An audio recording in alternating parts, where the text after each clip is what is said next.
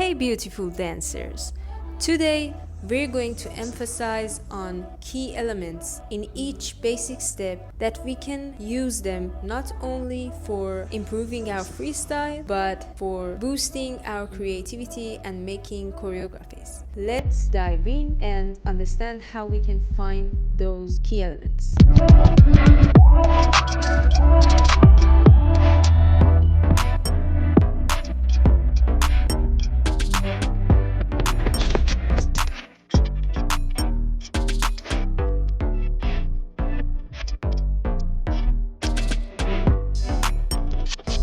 Basic patterns, specific patterns and elements, not general ones. So let's start with run it.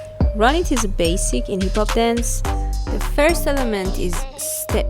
Up bounce is another pattern, and stomp.